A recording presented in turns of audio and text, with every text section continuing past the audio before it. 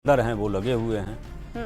मूल बात है कि जनता उनमें से कितने के प्रति जी आकर्षित है और वह जो आकर्षण है, जो जुटने वाली भीड़ है, वो वोट में तब्दील हो गई है। क्योंकि कल्पना सोरेन की सभा में जम के लोग उमड़े। फिर भी जो वहाँ के बुनियादी स्तर पर जो काम करने वाले लोग हैं, उनका कहना यही है कि नरेंद्र भाई, यह कह देना कि इसी की सरकार बनेगी बहुत कठिन है जी। जैसे कि शर्मा जी ने अभी कहा कि ये निर्दलीय जो हैं वो बहुत बड़े बिगाड़ू लोग होते हैं। ये जो अगर 2% भी किसी का वोट काट लें, अच्छा। अगर ये सत्ताधारी दल से विदक के अलग हो गए हैं और खड़े हो गए तो उसी का वोट काटेंगे। अगर उसका 2% वोट काट लिया तो जो उसके विरोध में खड़ा है उसको लाभ मिल जाएगा। तो ये बहुत बड़ा आंकड़ा का खेल हो जाता है। और एग्जिट पोल में लोगों को बाहर निकलते समय जो पूछा जाता है, अंदर में किसको उसने बटन दबाया है ये कभी नहीं वो बताता। जी जी। वो कुछ और बोल देता है। तो उसके आधार पर, हाँ, उसके आधार पर ये तैयार हुआ एग्जिट पोल जो है ये विफल हो रहा है और कोई बात नहीं है। हाँ, सतह वहाँ जो जमीन पर है, तो इस बार झारखंड में किसी के पक्ष में कोई हवा नहीं थी। जी जी। कोई हवा नहीं थी, एक तरफा नहीं लग रहा था। हाँ नहीं, मूल रूप से वहाँ हेमंत सोरेन ने जो कुछ काम किया या कुछ जो जनता के बीच उसको क्या कहिए, आकर्षक, हाँ, आकर्षक योजना। सिंपैथी वोट की अगर हम बात करें, क्या नहीं, सिंपैथी वोट नहीं, वो आकर्षक योजनाएं। अच्छा, 200 यूनिट बिजली फ्री, जी जी, वो मैया योजना में 2500 रुपया, ये सब सारी चीजें जो हैं वो मतदाताओं पर असर करती हैं। मतलब इसका मतलब सर है, हमें तो ऐसा लगता है कि कहीं न कहीं जो ज्यादा रेवड़ी बांटेगा सत्ता वही पाएगी। हालत यही हो गई है। वाकई के शर्मा जी, अगर हम देखें तो महिला मतदाताओं की बात करें तो उनकी भी बहुत अहम भागीदारी, बहुत बड़ी भागीदारी है, भी कही जाती है। और सबसे तो ऐसे में ये भी जानना चाहेंगे कि क्या कल्पना सोरेन जो इतनी सारी चुनावी जनसभाएं कर रही थी, तो क्या महिलाओं को आकर्षित करने में उनकी कोई अहम बहुत ज्यादा भूमिका है। कल्पना जिस तरह से एक महिलाओं की कल्पना बन चुकी है, जिस तरह से वो झारखंड की वो एक मैसेज दे रही है कि एक जो पत्नी जो है वो सिर्फ किचन में नहीं रहेगी, वो सिर्फ घर का काम घरों में नहीं रहेगी, हम कदम से कदम बटाकर और साथ दे सकते हैं। वो कल्पना जो है जिस तरह से उठी है, कोई सोच नहीं सकता था कि पति जब जेल में जाए तो उस पर क्या बीतेगी, कैसे, क्योंकि जिस तरह से एमएलए का खरीद फरोख्त की बातें चल रही थी, जिस तरह से आपने देखा सबसे विश्वास पात्र। दर्शकों को एक बार फिर से दिखा देते हैं, सर माफ करना चाहूंगी, लेकिन ये देखिए 3 एजेंसी के अलग अलग मैं इसी की बात कर रहा था। और देखिए जो आंकड़े हैं उसका विश्लेषण करेंगे, लेकिन पहले आंकड़े बता देते हैं अपने दर्शकों को।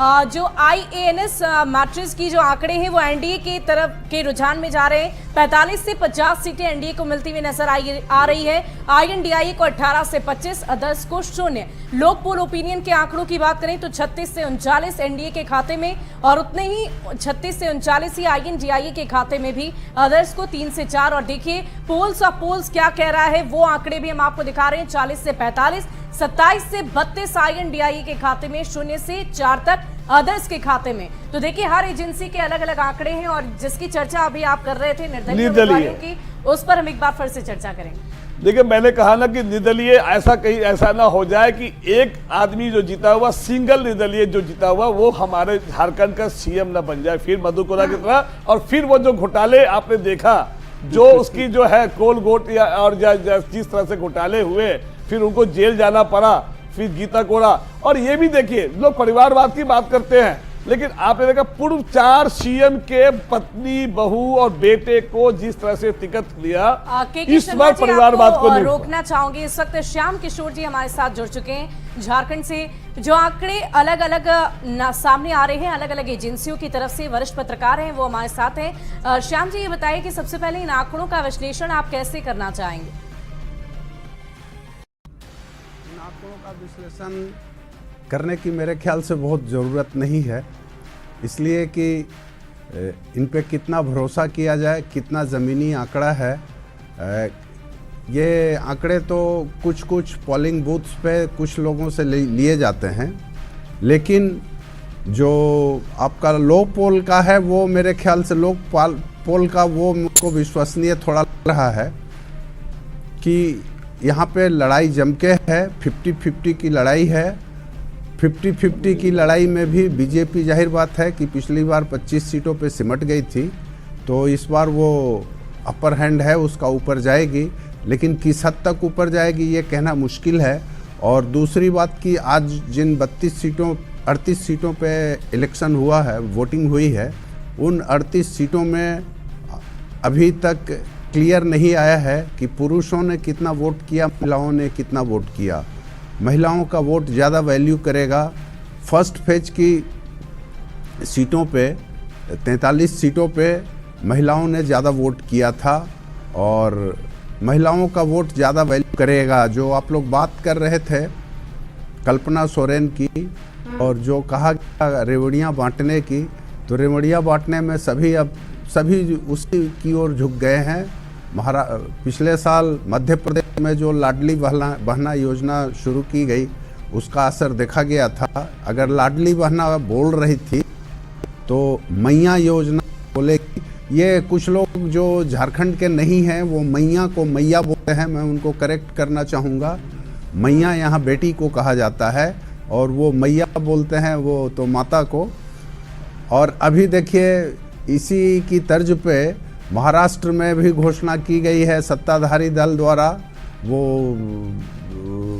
क्या यही बेटी करके वहाँ भी ठीक है योजना श्याम शुरू जी, की मैं करने आपके का पास वायदा वापस किया गया कनेक्ट है। करूंगी। हमारे साथ विनय जी भी जुड़े हुए हैं।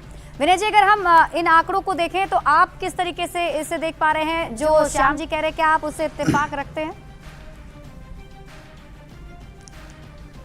नहीं, श्याम जी कह रहे हैं वो बात सही है, पर आपने जब भी पिछले आंकड़े को देखेंगे तो उस आंकड़े से साफ पता चलता है कि जब जब पोलिंग परसेंटेज बढ़ी है तब तक एनडीए की सरकार आई है। ये पिछले भी जब भी गवर्नमेंट बनी वही स्थिति है। और इस चीज़ों को भी जानना होगा, समझना होगा कि आज हेमंत सोरेन की सरकार थी, उन्होंने रेवड़ियाँ बांटने का काम किया है, तो ठीक है बांटे हैं, पर उन्होंने कब बांटा? आप जब 5 साल पहले सरकार में आए, लोगों ने आपको जनमत दिया, आपने जिस वादा को करके सत्ता में आए, तो सत्ता में आने के बाद उस वादा को पूरा करना था। उन्होंने युवा विरोधी काम किया, युवाओं को बोले कि मैं जब आऊँगा तो हर साल 5 लाख रोजगार दूंगा, और नहीं दूंगा तो स्नातक को 5,000 बेरोजगारी भत्ता दूंगा, स्नातकोत्तर को 7,000 बेरोजगारी भत्ता दूंगा। उसके अलावा